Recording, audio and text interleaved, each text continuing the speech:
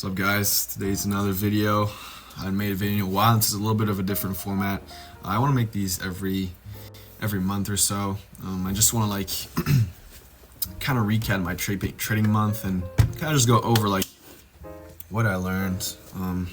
Maybe this can teach y'all guys, teach y'all guys. You can learn from my mistakes. But definitely, yeah, this is the point of this YouTube channel, is for me to go back on this, look at my performances and how I reacted, what my emotions were, and also for you guys, if you're a beginning trader, just to see this, and I'm gonna tell y'all some mistakes I made and y'all can see it. I'm trying. I don't want to cut out only the times when I do good. So hopefully you guys can learn something from my mistakes. So this month I tried to go funded, or I think it was this month. I went funded. Unfortunately didn't pass that one. I blew it. And one of the big things that I learned from it, and on the prop firms, it said that they give you 50K, but you actually only have $2,000 of you can only lose $2,000. So you don't actually have 50K.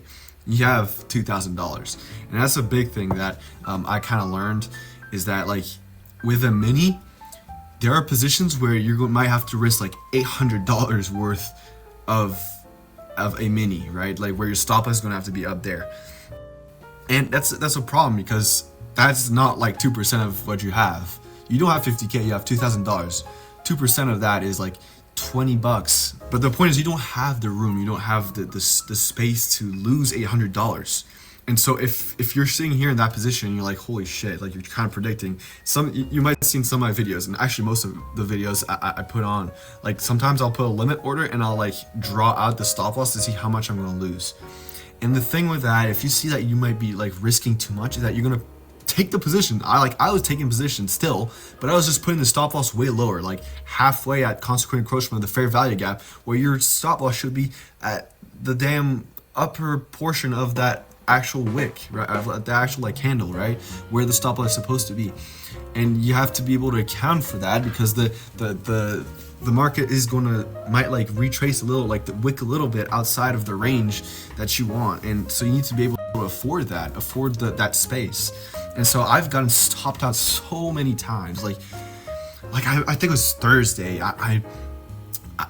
There's this down move, this perfect down move that I perfectly saw the bias, saw it all, but I was sitting here and I was like, holy shit, this is too much risk. I'm just gonna put it down lower. And guess what the market does? It goes up, hits the stop loss, and it goes back down. If I put my stop loss where it should have been, then it would be good. But at the same time, if I put my stop loss where it should have been, and the market went against it, I was risking $800, that I lost almost half of my account on one trade. And so when you're risking too much, you're not necessarily not going to want to take trades. It's going to affect that too, but it's just you're going to not allow yourself for as much error. And as a beginner, if you're a beginner especially, I mean, even me, I've not traded that much of real money, where you're going to make mistakes.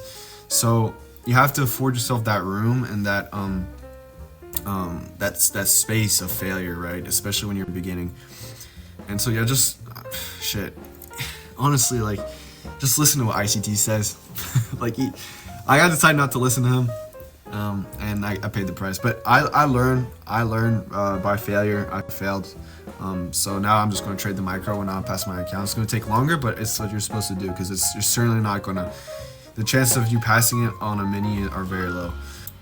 So I'm gonna just show y'all what I mean by the stop losses and all that. I'm gonna show you. So here's a recording from, I'm pretty sure it's Thursday. It might not be Thursday. It must have been Wednesday. Yeah, it was Wednesday. But so here I'm here, right? It's just 9:30ish, right after 9:30. I've got the first Brazilian fair value gap right there, and my bias is lower, so I'm looking for an entry here, right? So I'm gonna take y'all just real quick. The first Brazilian fair value gap is right here, right? When you've got a first Brazilian fair value gap, the way ICT teaches it is that you need your stop loss above that actual candle, right? So here it's right up here, and that's a pretty big candle. So you're gonna see here I'm probably measuring it. So so I enter there. So entries, that's not a bad entry at all. The entry is good. You're inside the fair value gap. It's almost at consequent encroachment. It's pretty good. It's a decent entry if you want to be in there, right? So I put my buy stop right there. Already that's a problem because it's not above this. It's not above the wick. That's against the rule, right? So it starts heading down and like, hooray, like, yes, like I caught a move. Getting excited. But, yep, 30 seconds later, boom, wicks through. And guess where it wicks? Right there. If my stop loss is above that, that's a home run. That's a touchdown. Because I guess what it does after? Boom. Right back down. Into that. And it's going to take out those levels. And go to the previous first percent fair value gap that I was aiming for. And so that's just like, just an example of why you really want to like put your stop loss where it's got to be and like do it like that. And why like trading, like over leveraging can really like F up your trading. Like I've missed so many trades this week because I was over leveraging and I was like not allowing like my trade their room to breathe. And there's specific reasons and rules for that, and that they're there for a reason. So yeah, so that was that example. Here I entered again. I mean, literally the same thing.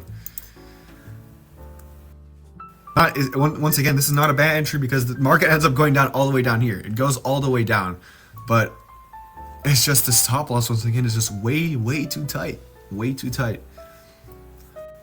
And I took like 3 trades before that, like right here, like, which could be maybe permissible if you're trading a micro with $2,000, but not with a mini. Like, and that just shows like how undisciplined I was that week. So you can take that as well, but there we go. And here I'm gonna enter like right there. It's not, that's a really good, that's a great place to enter. I mean, you're right at consequent encroachment, and your stop loss is like, it's not even like the actual like fair value gap candle is like all the way over there. I don't like go to see it, but I don't even put it above this candle. And of course it's gonna stop me up. And guess what happens after this? Yeah, it shoots down. There's nothing more frustrating in trading than just getting your stop loss like touched, stopped out, and then it just heads down.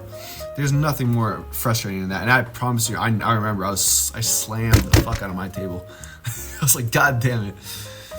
But yeah, so I think that's just a big thing that I learned, is that like you just can't trade an E-mini with $2,000. It's just not possible. So I gotta look at the long term, and I really like encourage anybody who's starting this to look at long term, not look at quick money and making quick money right now. Like, look at the long term. I have 4 years in college. If I just need to get this down by 4 years, and I already have the strategy, and I've been working my ass off, and I'm good. I just need to like do it like step by step and not rush it. That means like do micros, and it might take longer, but that's what it's got to be.